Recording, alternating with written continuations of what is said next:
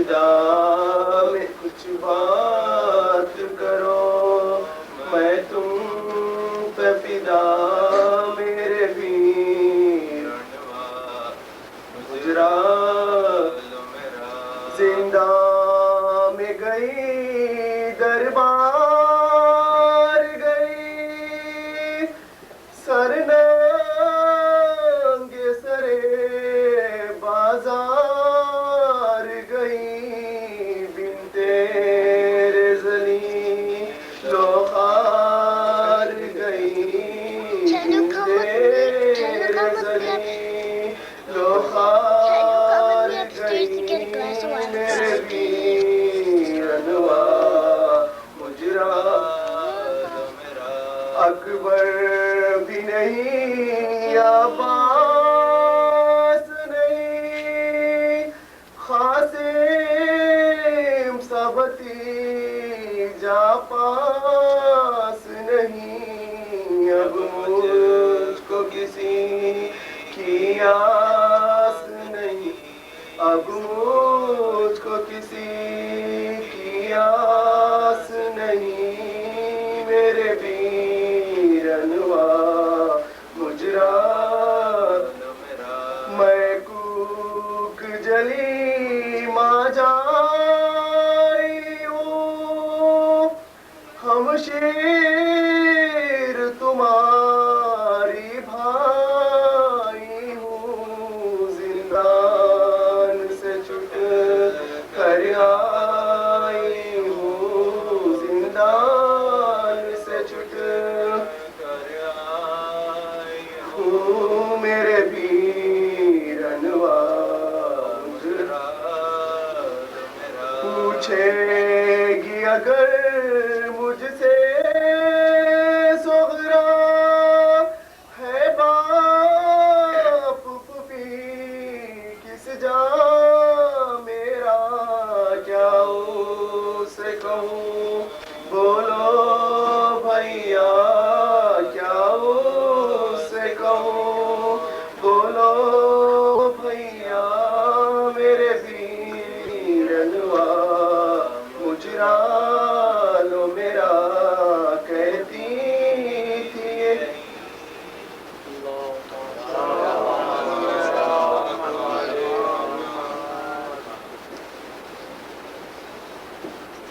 بھیا میں بن تمہارے وطن کو نہ جاؤں گی بھیا یہیں میں خبر پہ آنسو بہاؤں گی نالوں سے آزماؤ زمین کو ہلاؤں گی نظر حسین پیاسوں کو پانی نظر حسین پیاسوں کو پانی پلاؤں گی جو پوچھے گا تو روتی ہے کیوں شور و شین سے کہہ دوں گی چھٹ گئی ہوں میں بھائی کہہ دوں گی چھٹ گئی ہوں میں بھائی حسین سجاد رو کے کرتے تھے زینب سے یہ سخن چلیے پھوپھی خدا کے لیے آپ سوئے وطن رو رو کے جان دونا یہاں بیر ظلم نین ہونا ہے خیر تم کو دوبارہ بسط میں ہونا ہے خیر تم کو دوبارہ بسط میں روزے پہ نانا جان کے اب جا کے روئے دروں کے زخم پشت پہ دکھلا دروں کے زخم پشت پہ دکھلا کے روئے یہ سن کے اٹھی خبر سے آخر وہ سوگوار ایک ہوجے سیاہ میں آ کر ہوئی سوار پہنچے وطن میں جس گھڑی سجاد دل فگار پہلے گئی بخیر میں زہرا پہلے گئی بخیر میں بولی لپٹ کے خبر سے اماں دعائی ہے بھائی کو کھو کے زینب ناشاد بھائی کو کھو کے زینب ناشاد اماں سناؤ تم کو میں کیا کیا جفا ہوئی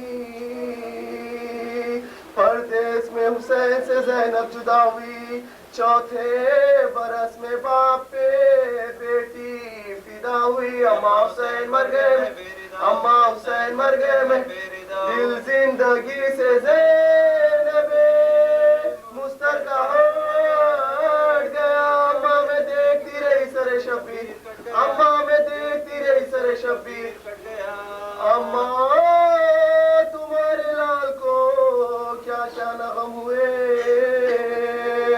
لاشے کے ہاتھ انگوٹھی کے خاطر قلم ہوئے مردے پا میرے بھائی کے تازہ ستم ہوئے پاما لاش ہو گئی برباد پاما لاش ہو گئی برباد گوہر سکینہ کے بھی اتارے ہیں شمر نے درے ہماری پشت پہ مارے درے ہماری پشت پہ مارے اما تیرے مریض کو قیدی بنایا تھا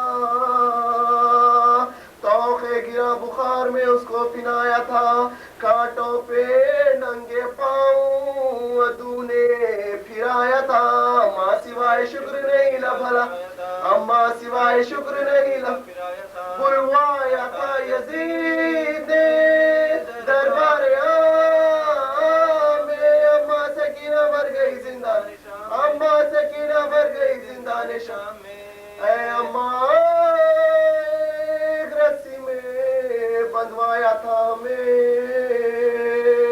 اونٹوں کی ننگی پشت پر بٹھلایا تھا ہمیں سرداشت میں حسین کا دکھلایا تھا ہمیں عابد کو درے مار کے رلوایا تھا عابد کو درے مار کے رلوایا تھا حیرت ہے کیوں نہ زینب ناشاد مر گئی اما میں سر کھلے ہوئے شیری کے گھر گئی اما میں سر کھلے ہوئے شیری کے گھر گئی اما گئی میں جب درے کوفہ پہ بیریتا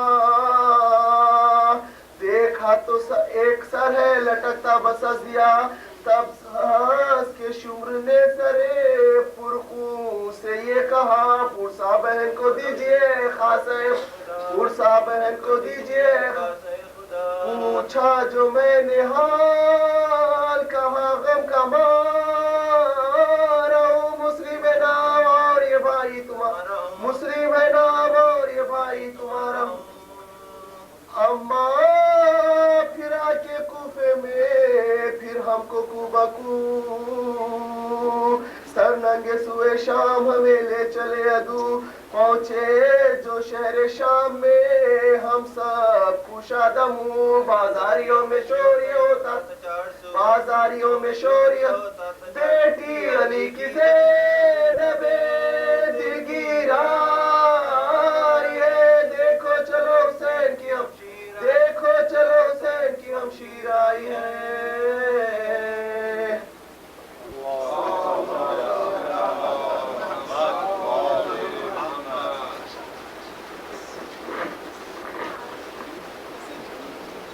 محمد وآل محمد سروال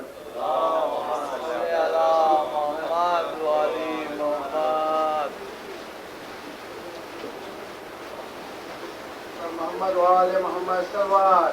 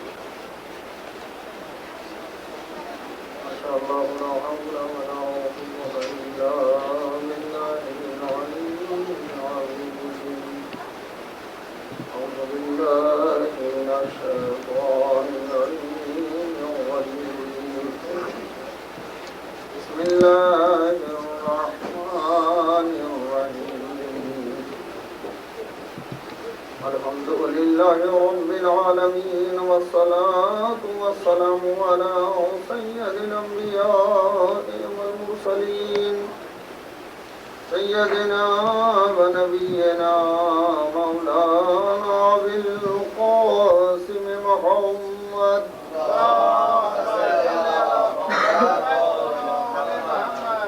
وآله الطيبين الطاهرين المعصومين المظلومين المنتخبين المنتجبين أما بعد فقد قال الله تعالى في كتابه المجيد وفرقانه الحميد وقوله الحق وهو أصدق القائلين بسم الله الرحمن الرحيم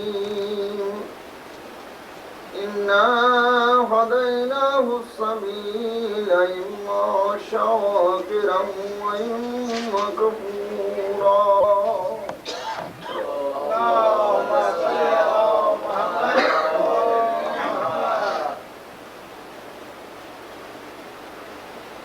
سورہ دہر کا آغاز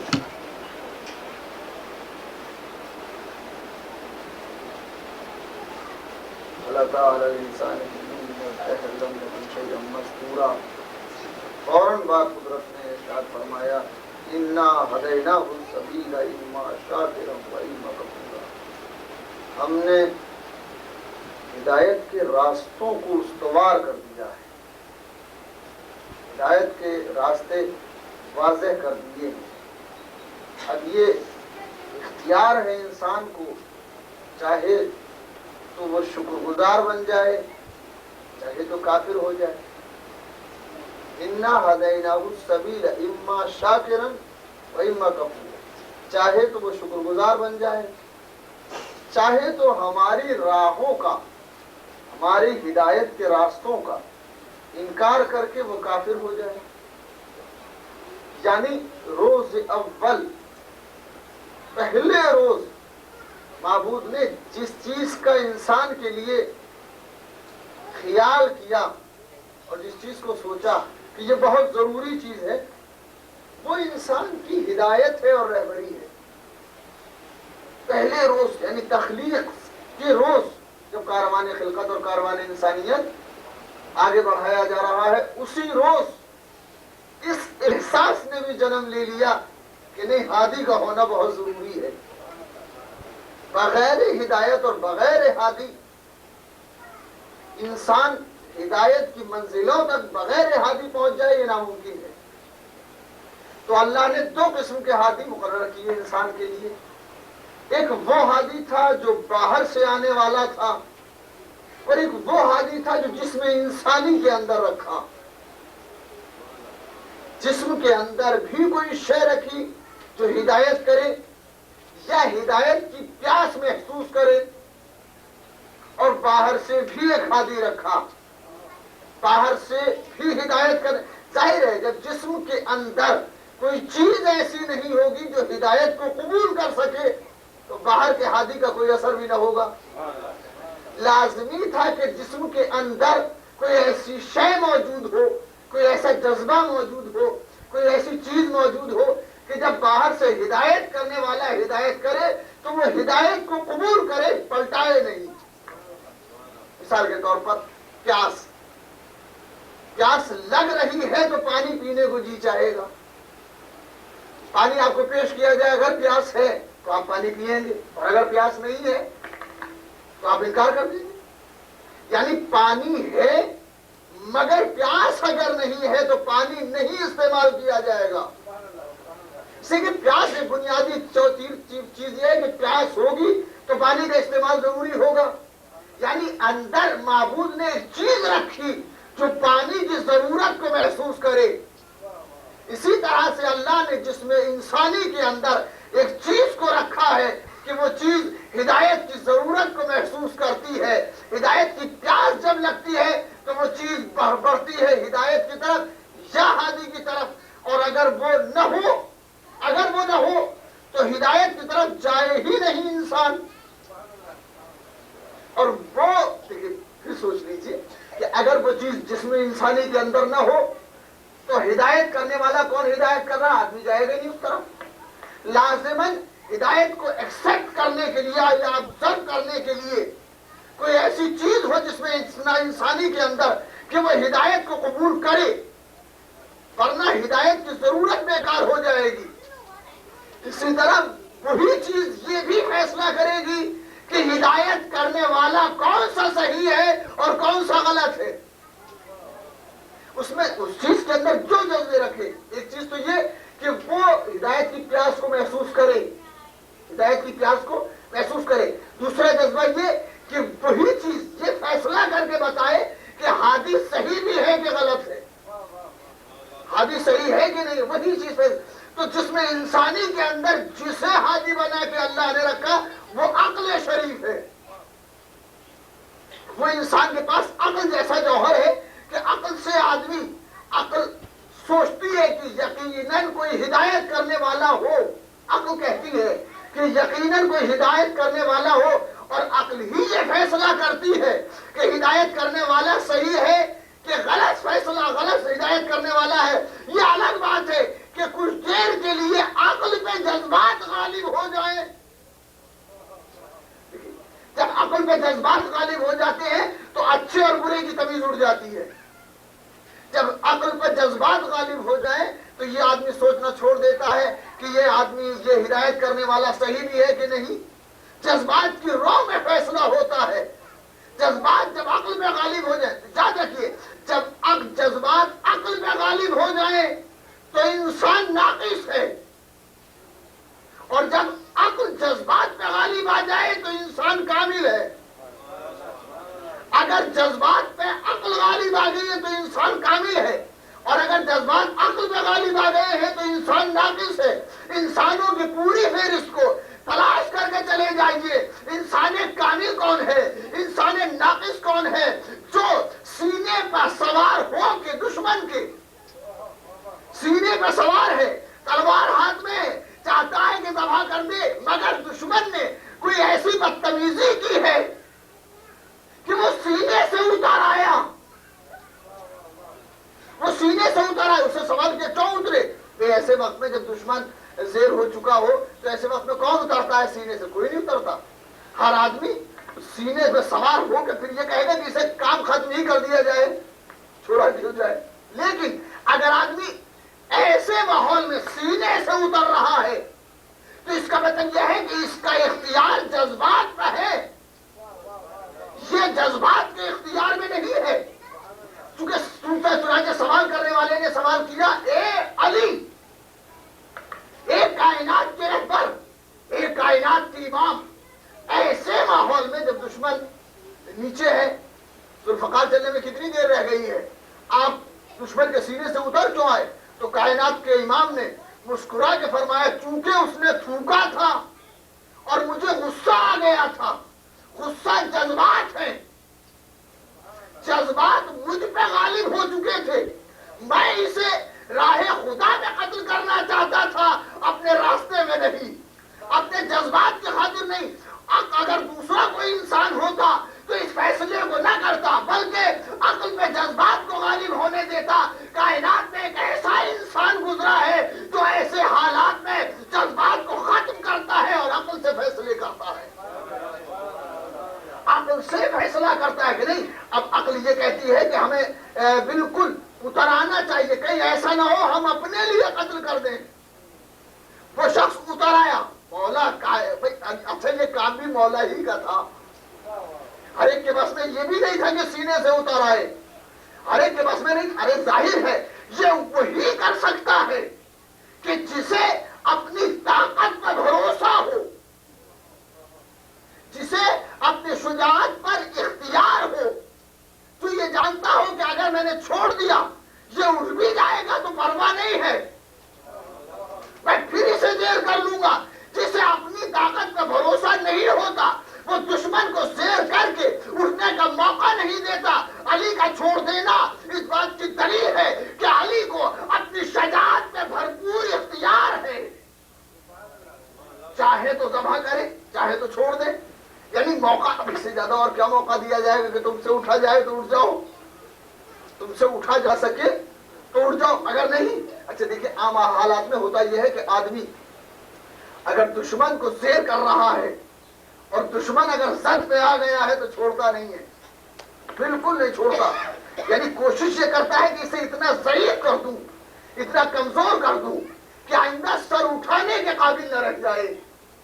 لیکن یہ آل محمد کا شعار ہے کہ دشمنوں کو ابھرنے کا موقع دیتے ہیں، کہیں دشمنوں کے دل میں یہ حسرت نہ رہ جائے کہ اگر موقع ملا ہوتا تو مقابلہ کرتے۔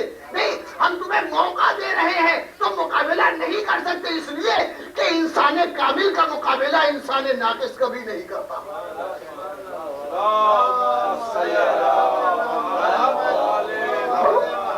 سے ابھرا جائے۔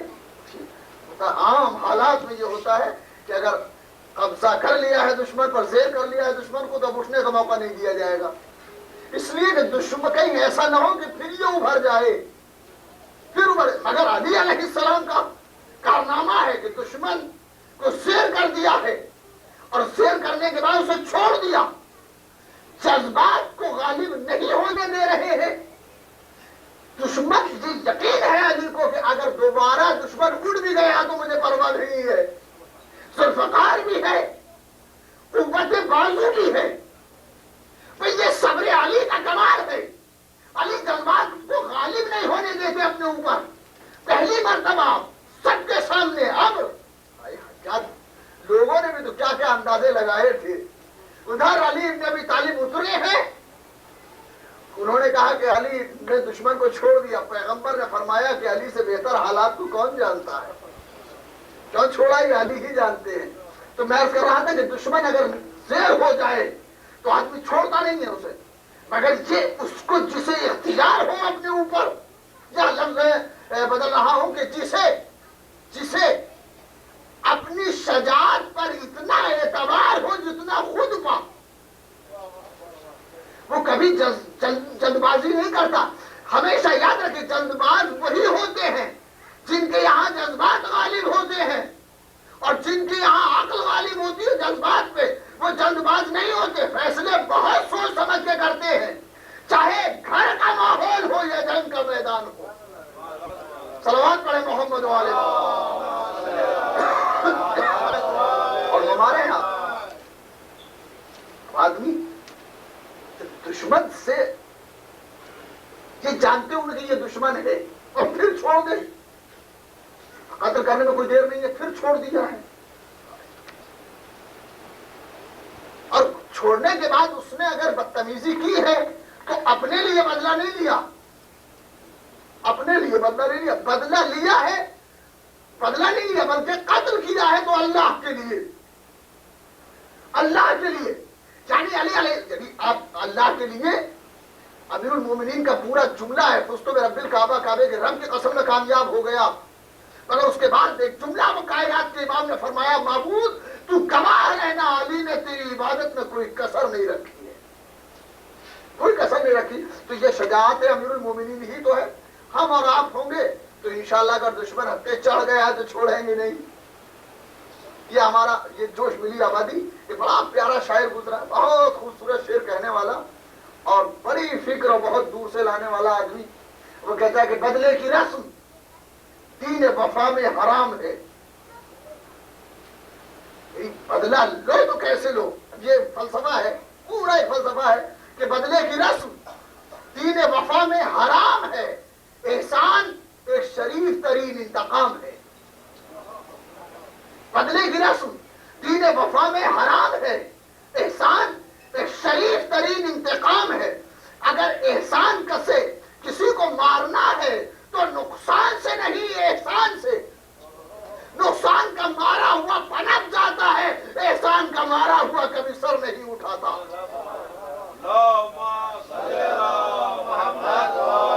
اور ہمارے ہاں اگر بدلہ ہی لینا ہے تو ایسا احسان کر دو اس پر کہ تاریخ یاد رکھے، اس کی نسلیں یاد رکھے کہ کوئی احسان کرنے والا گزرا تھا، کوئی احسان کرنے والا گزرا تھا۔ اگر علی احسان نہ کرتے تو شیعت اور اسلام کا خاتمہ ہو جاتا۔ یہ احسان امیر المومنین ہے کہ شیعت بھی ہے اور مکمل ضابطۂ حیات اسلام موجود ہے، ورنہ یہ کب کا شیرازہ بکھر چکا ہوتا۔ اب میں آپ سے ایک سوال کرتا ہوں کہ آپ نے یہ محسوس کیا ہوگا کہ فلاں آدمی دوسرا مذہب رکھتا تھا، دین رکھتا تھا، مگر وہ اچانک अचानक मुसलमान हो गए? क्या आपने सुने होंगे ऐसी बात? आपकी आंखों के सामने होंगे, तजुर्बात ने ये बात साबित कर दी होगी कि ऐसा है। एक आदमी दूसरे मसलक से था मगर अचानक शिया हो गया है कि नहीं? ये है तो है कैसे? भाई बात ये नहीं है कि ऐसा होता है, बात ये है कि ऐसा क्यों होता है। अगर आज का मुसलमान होने वाला या आज का शियत इख्तियार करने वाला अगर इस पर फख्र करता है कि ये मेरा कारनामा है तो गलत है, ये गलत है। मैंने अर्ज किया कि अली नस्लों पे एहसान करते हैं। अगर वो ये सोचता है कि मैंने ये काम कर दिया है, मैं इस्लाम ले आया हूं, मेरा फख्र का काम है, या शिया हो गया हूं तो फख्र का काम है, नहीं। शिया होना बहुत बड़ी बात है। जो अपने जज्बात को कुचलने का हौसला रखता हो उसे शियत में जगह मिलती है। सलवात पढ़े मोहम्मद वाले मोहम्मद।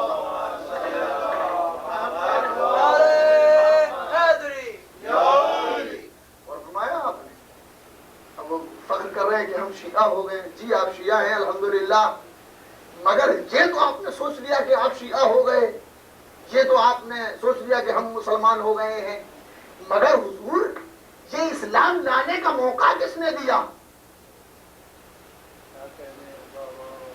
ये शिया होने का मौका किसने दिया? अगर उसकी तलवार उसी रोज चल गई होती तो आज संभलने का मौका भी न मिलता। जिंदगी बात को बिल्कुल वाज़ेह कर दिया जाए। सलवात पढ़े मोहम्मद।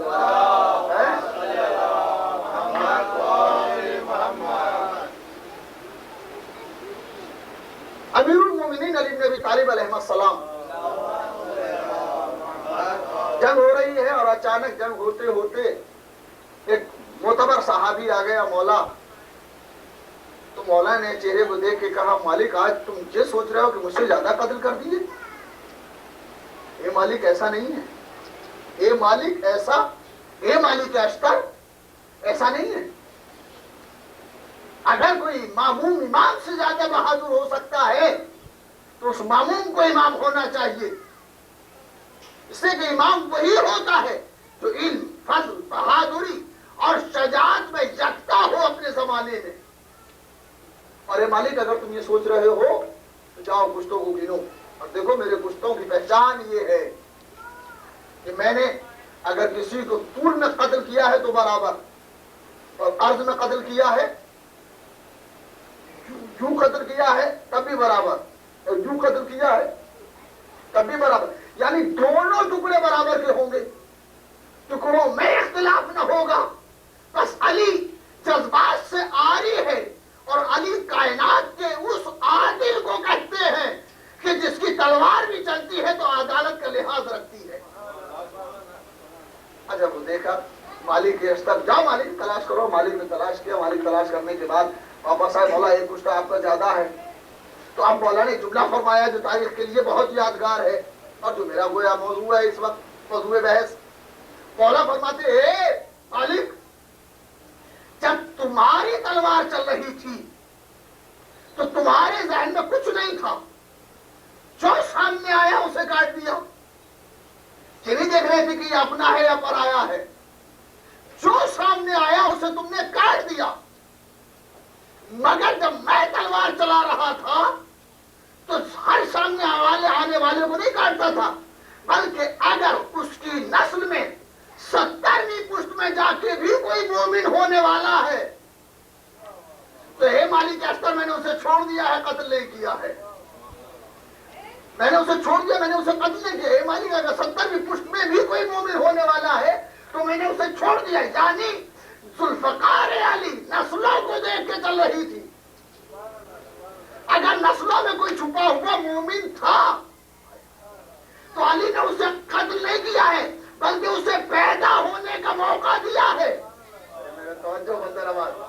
बल्कि उसे पैदा होने का मौका दिया। आज अगर कोई शिया हो जाता है, आज अगर कोई इस्लाम ले आता है तो यह फख्र की बात नहीं है, उसका शुक्रिया अदा किया जाए जिसने उस वक्त छोड़ दिया था। अगर वो उस वक्त न छोड़ता तो मोमिन बनने का मौका भी न मिलता। सलवात पढ़े मोहम्मद वाले, उसका कमाल है, उसका शुक्रिया अदा करना चाहिए कि उसने ऐसा मौका फराहम किया। کہ آپ مومن ہو گئے، ورنہ اسلام، اچھا دیکھیے اسلام پھیلتا کس انداز سے ہے؟ جذبات سے اسلام نہیں، جذبات کا اسلام میں کوئی جگہ ہی نہیں جذبات کے لیے بھائی، عقل کا ہی استعمال ہے، اس لیے کہ عقل اولین رہبر ہے آدمی کے لیے، پہلا رہبر آدمی کے لیے عقل ہے، پہلی رہبری کرنے والی چیز جو جسم انسانی کے اندر ہے وہ عقل۔ ایک صلوات پڑھیں محمد والے۔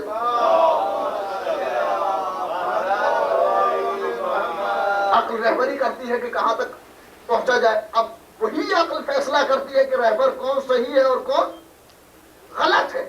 میں نے عرض کیا کہ ہو سکتا ہے دولت مل جانے کی وجہ سے یا اس کے ہم پلہ کوئی چیز، وہ سب عقل سے ہے، جذبات سے نہیں ہے۔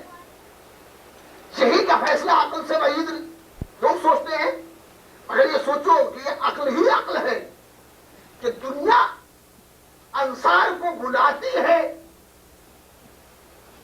پورے وقت میں نصرت مدد کرنے والوں کو بلایا جاتا ہے، اور حسین علیہ السلام چراغ کھل کر کے کہتے ہیں جسے جانا ہو چلا جائے۔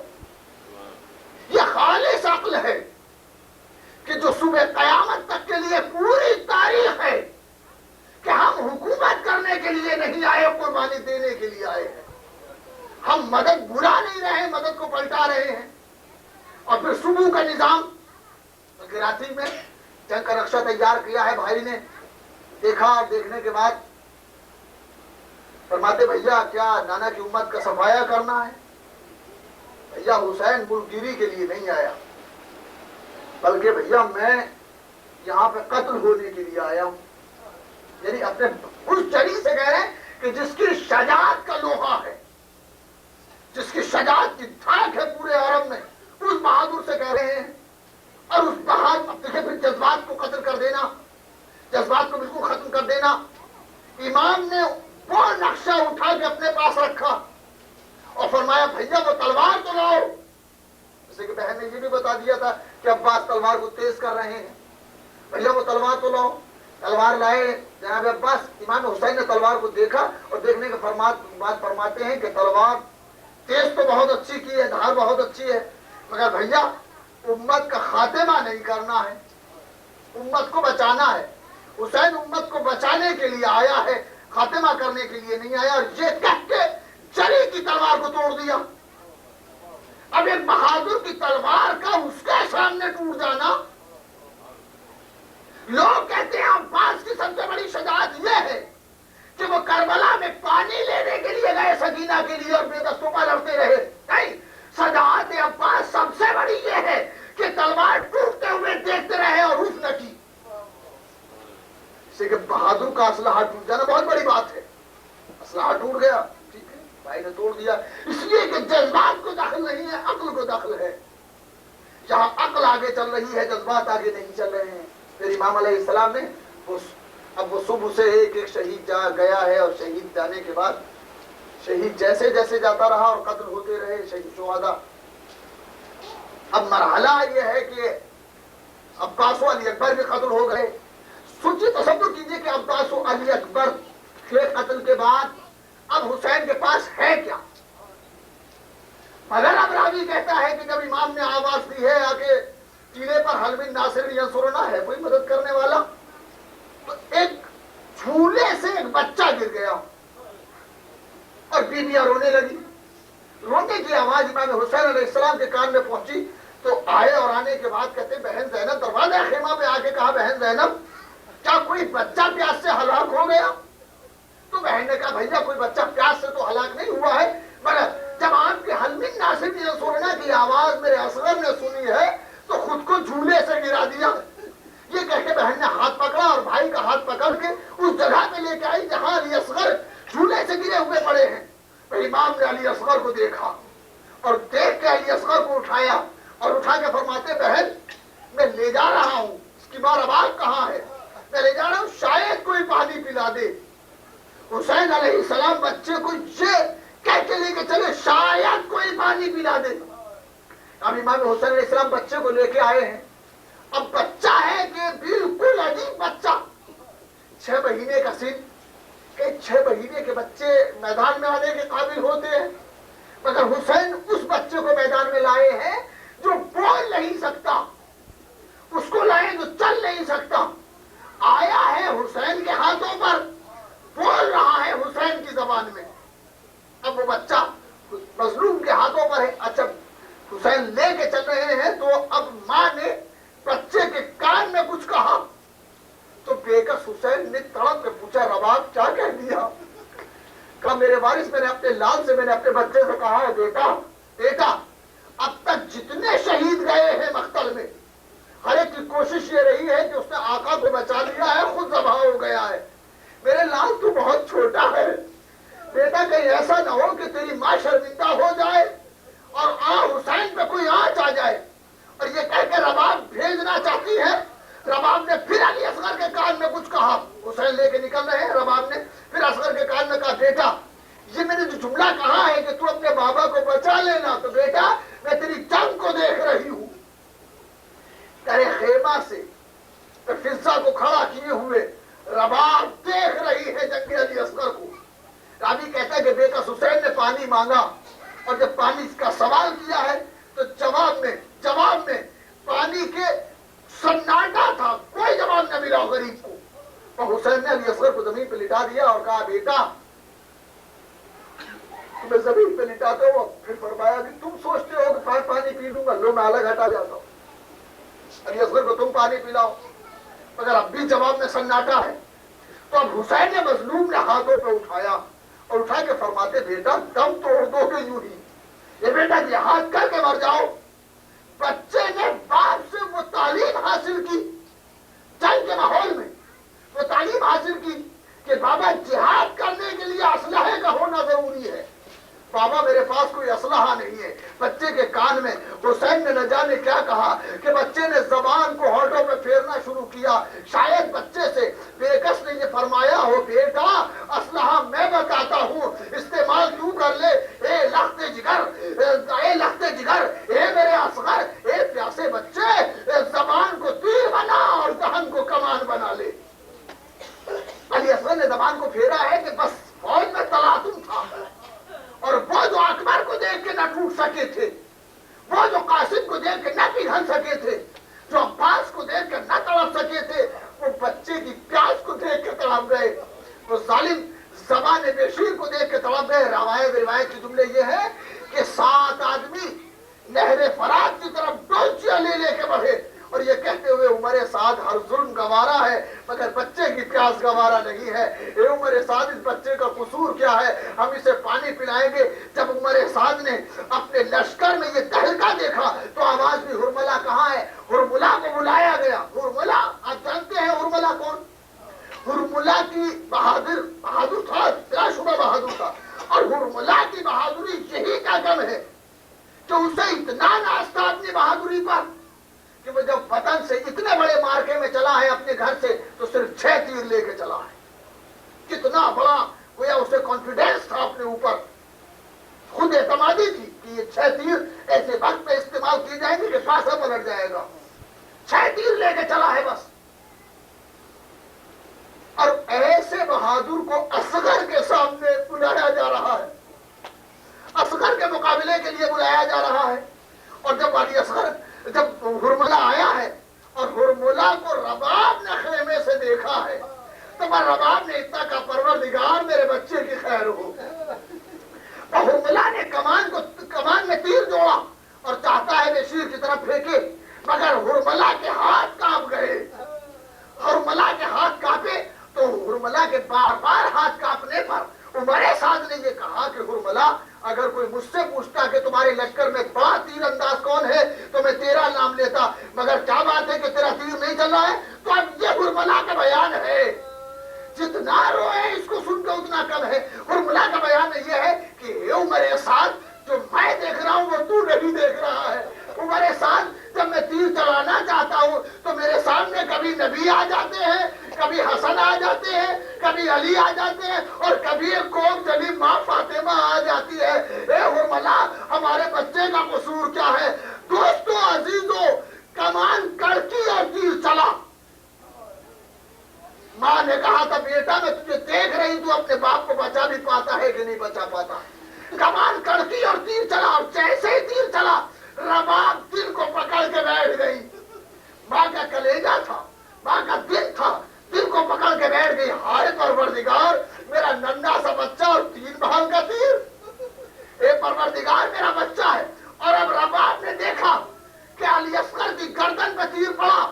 فانقلب الصبی علی ید الحسین, بچہ حسین کے ہاتھوں پہ پلٹ گیا, بچہ حسین کے ہاتھوں پہ منقلب ہو گیا. تو حسین نے دیکھا کہ بچہ منقلب ہوا, بچہ ذبح ہو گیا. حسین نے آسمان کی طرف رخ کر کے کہا, پروردگار, میرا بچہ ناقہ سالے سے کم نہ تھا. پروردگار, میرا اصغر شہید ہو چکا. پروردگار, میرا اصغر مارا جا چکا. اب راوی کہتا ہے کہ جب اصغر کے تیر لگا تو ماں نے اصغر سے یہ کہا تھا, میں تجھے دیکھ رہی ہوں, تو اپنے باپ کو بچاتا بھی ہے کہ نہیں. بیٹا, میں تیری جنگ کو دیکھ رہی ہوں. جیسے ہی علی اصغر کے تیر لگا, بچہ مسکرایا, بچہ ہونکا اور ہمک کے مسکرایا. بچہ تیر کھانے کے لیے ہونکا اس لیے کہ کہیں بابا ذبح نہ ہو جائے, اور بچہ مسکرایا اس لیے کہ بچے نے یہ جان لیا کہ میں نے باپ کو بچا لیا ہے. میرا باپ تباہ نہیں ہو سکا, باپ پہ آنچ نہیں آئی ہے. مگر بچہ جیسے ہی پلٹا تو بچے کی نظر نے دیکھا کہ گردن کے ساتھ باپ کے بازو میں بھی تیر لگا ہوا ہے. تو بچے کا من کا ڈھلک گیا, اور بچہ صرف اتنا ماں کو سمجھا سکا, اماں مجھے معاف کر دینا, میری گردن چھوٹی تھی اور تیر بڑا تھا, میں اپنے بابا کو بچا نہ سکا ہوں. اماں خدا حافظ. اب کتنا مشکل ہے حسین غریب کے لیے کہ بچے کی گردن میں تیر لگا ہوا ہے, تیر کو نکالے. نہ جانے کون سا کلیجہ تھا کہ حسین نے تیر کو نکالا. حسین نے مظلوم نے تیر کو نکالا اور چلو میں وہ لہو لیا, اور اس کے بعد اپنے چہرے پہ مار لیا. بچے کی لاش کو لے کے حسین در خیمہ پہ آئے ہیں اور آواز دی, زینب, علی اصغر کی ماں کہاں ہے؟ علی اصغر کی ماں کہاں؟ اور بچے کی ماں رباب آئی ہے. تو امام نے فرمایا, رباب, اگر میں تمہیں صبر کی تلقین کروں تو صبر کرو گی؟ پر رباب نے اتنا سنتے ہی ایک جملہ کہا ہے, میرے وارث یہ کیوں نہیں کہتے کہ میرا بچہ مارا گیا؟ اے میرے وارث یہ کیوں نہیں کہتے کہ علی اصغر شہید ہو گئے؟ تو حسین نے آبا کا دامن ہٹایا. ارے بچے کے تیر لگا ہوا تھا, ارے غریب ماں دل کو پکڑ کے بیٹھ گئی, اے پروردگار, میرا اصغر مارا گیا. یہ اصغر کا قتل ہو جانا کوئی آسان کام نہ تھا, بہت بڑا مرحلہ تھا علی اصغر کا قتل ہو جانا.